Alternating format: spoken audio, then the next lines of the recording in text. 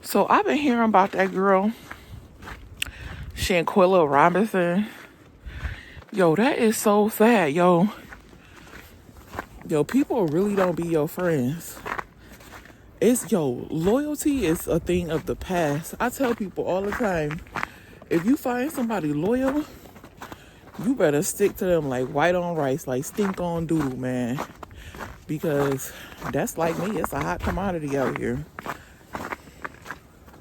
Yo, I done had some, I got people to this day, I be like, yo, why do you even got the friend title? Because you are not a friend at all. We use that term so loosely. And you know what? It's the school system fault. Because what do they say? What do we say? How many friends do we have in school today? What? These people ain't my friends. We should say, how many acquaintances we got in school today? Because people don't be friends, man. They knew that girl was real passive. They knew she wasn't aggressive, from what I'm seeing.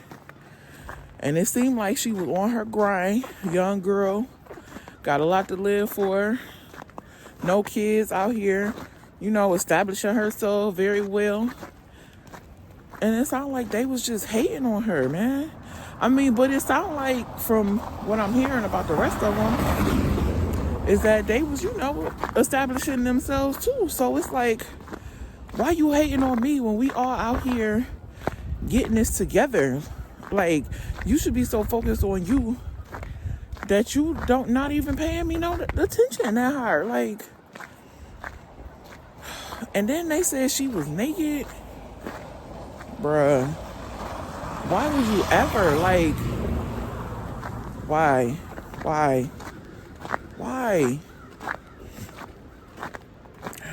I mean, I try to see things from different perspectives. I wrote this class. I wrote this paper because I had to take a class on perspective a few months back. And we had to pick, a crazy topic.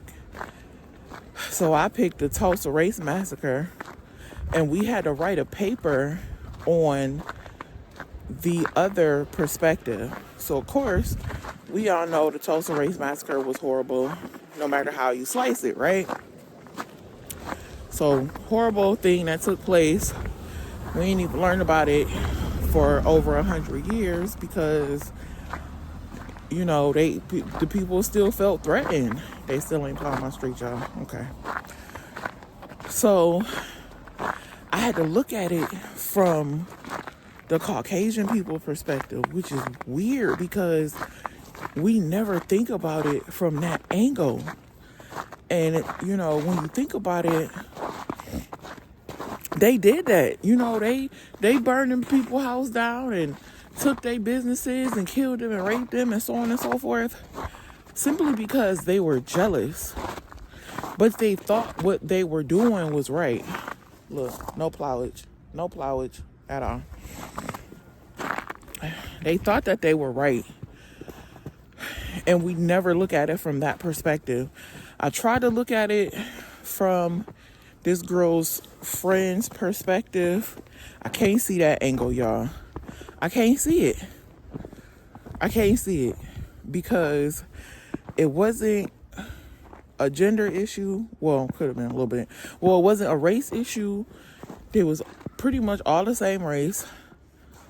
It was just pure hate. I mean, it was like that too for the white people with the Tulsa Race Massacre. It was pure hate. But that was taught hate. This wasn't taught hate. Like, I could be a teeny bit wrong, but for the most part, her friends' families did not teach them to grow up and hate. I'm sure nobody in their families are most likely, they're not murderers or killers or anything like that. So why? Like, I don't understand. My grandmother would say they got the devil in them. And I'm inclined to agree. Like, what in the world? Why would you do this to anybody? Like, if you're fighting someone and they're not fighting you back, why do you proceed? And then she doesn't have on any clothes, and then she's telling you that she doesn't want to fight back. And to my understanding, it wasn't just one girl, it was another girl fighting her, and it could have been more. Like, the situation is just dumb and doesn't make any sense at all. And now it's so many of them who were her friends. They trying to backpedal and pussy pop and say they ain't had nothing to do with it and this, that, and the other. And it's like, nah, you did. Like, it's crazy.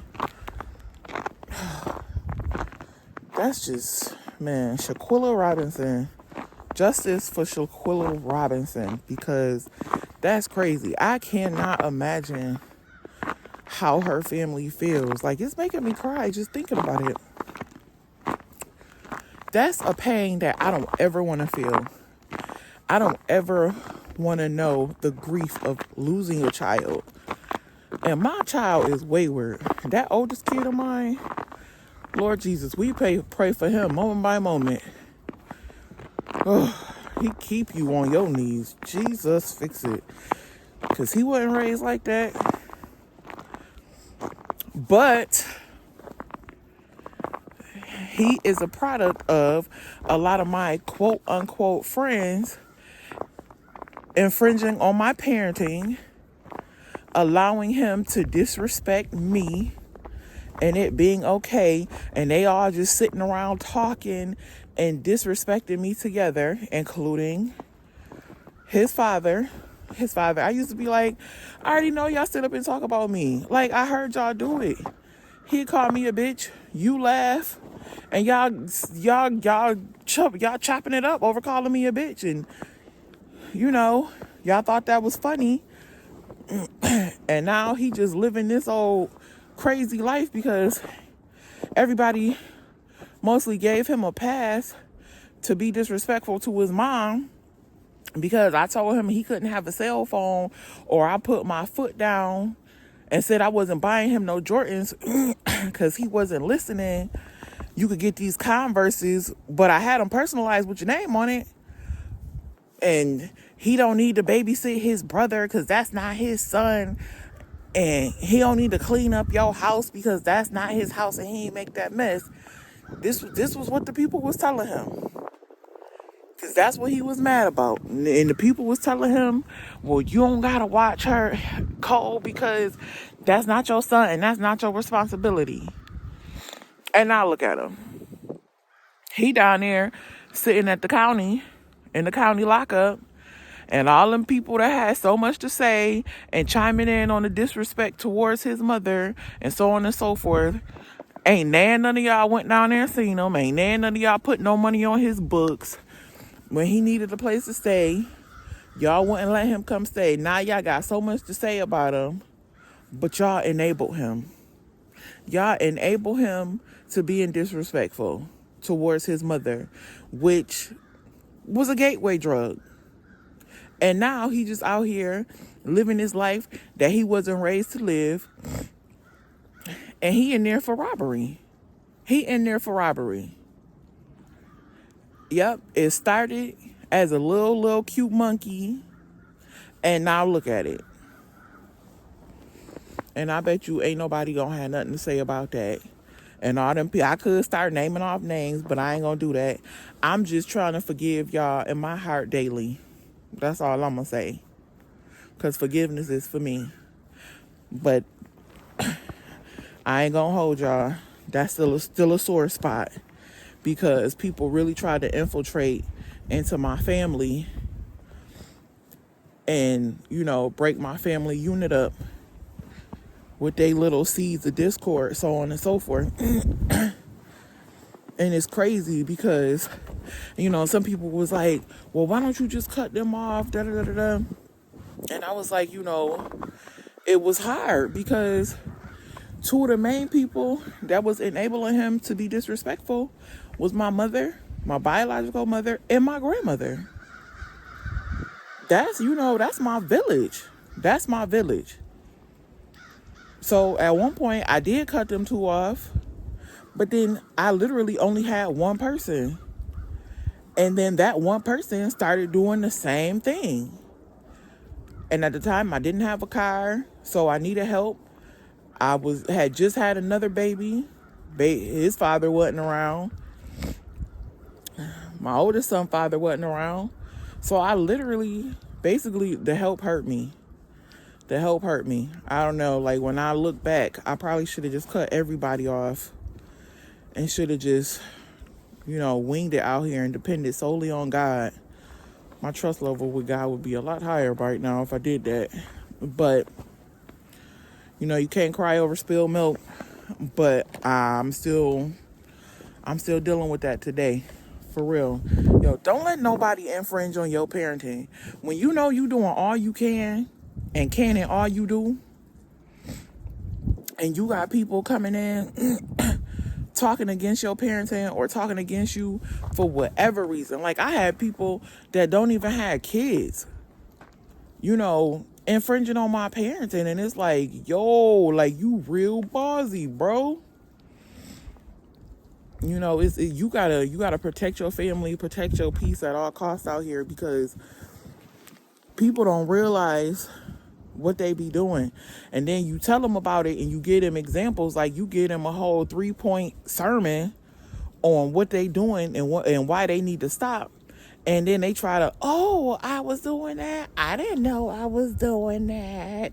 And it's like, girl, out of here. You knew exactly what you was doing. You know exactly what you was doing. Like, I even had one person admit that they are mainly the reason why my son is the way he is today. And I was like, oh, bitch, where is the camera? Because you probably ain't gonna never admit this again. Not never in a million years. But you did a lot. You did a lot of hindering and hurting. But at the end of the day, God is gonna turn all this around for our good.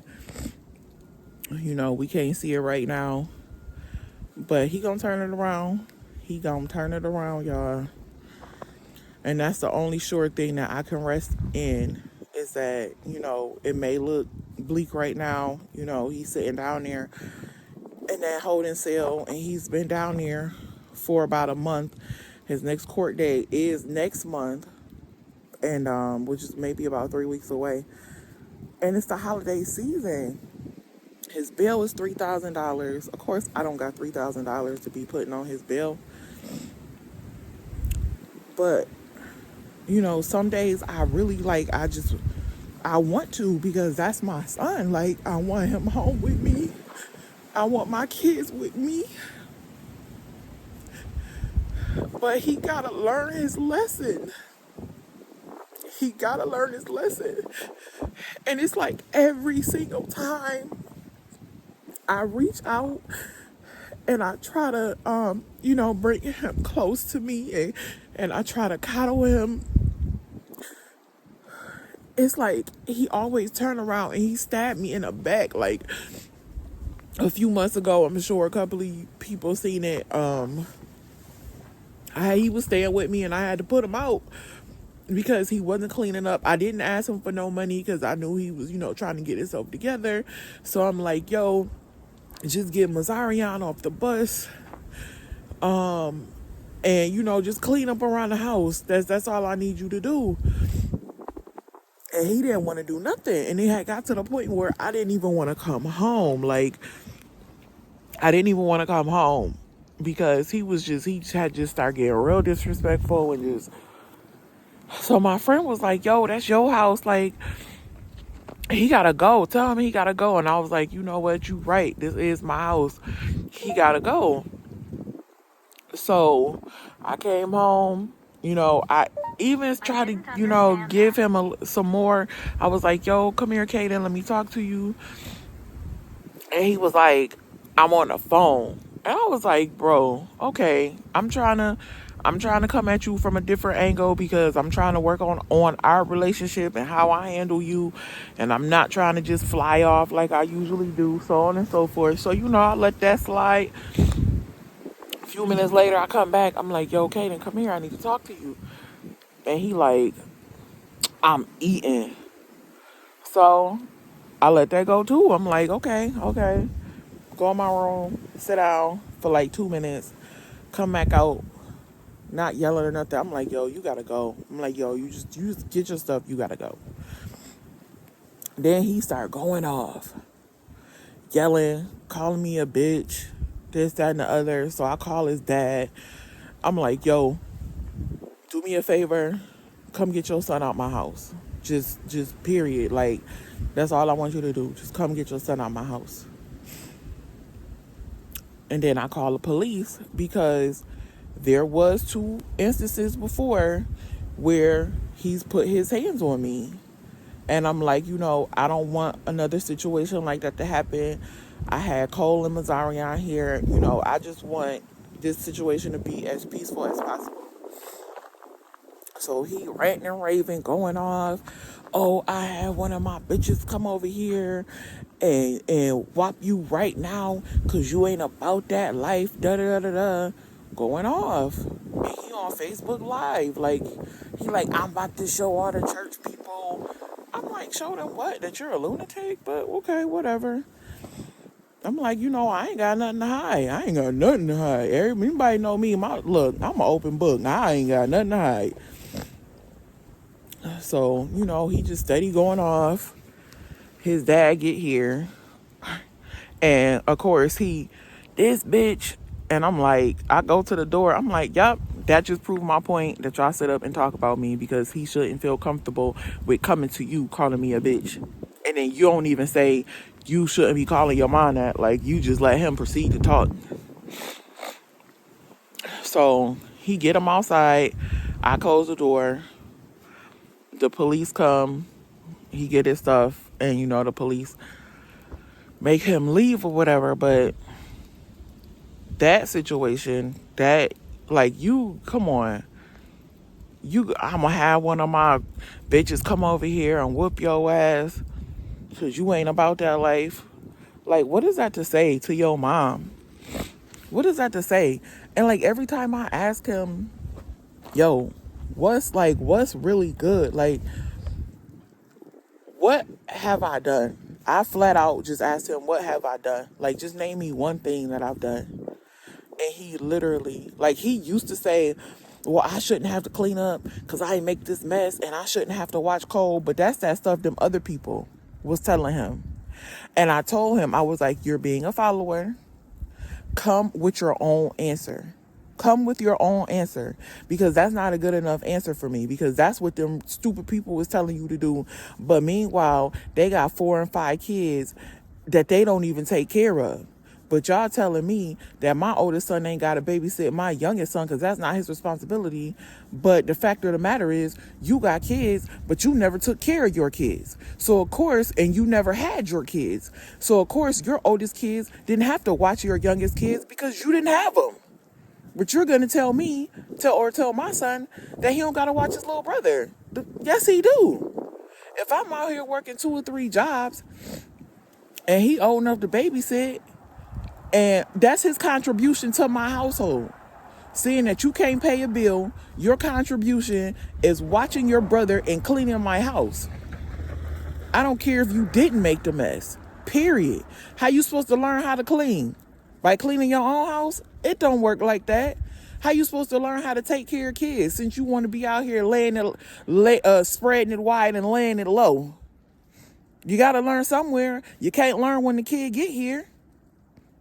See, people be having so much to say. They be having so much to say.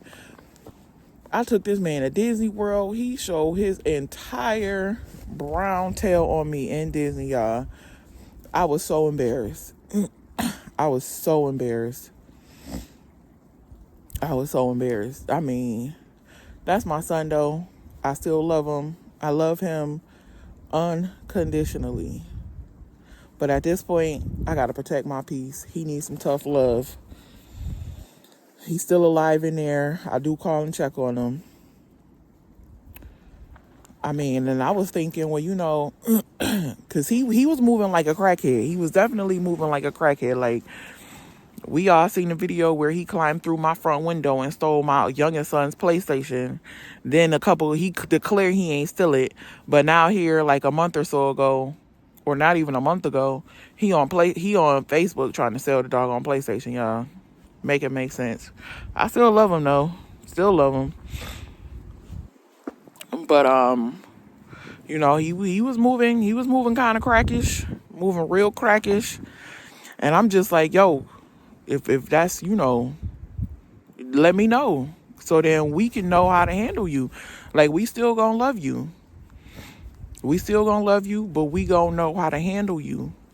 So, you know, if it was anything in the system, this is the time that is, you know, it's all gonna be cleaned out. And hopefully he let this situation make him better and not bitter. And, you know, I'm open. I'm always open for reconciliation for the most part, depending on the situation. Some stuff you just can't come back from. Like, them people that molested my son, nah, I'm gonna love you from a distance. You stay where you at.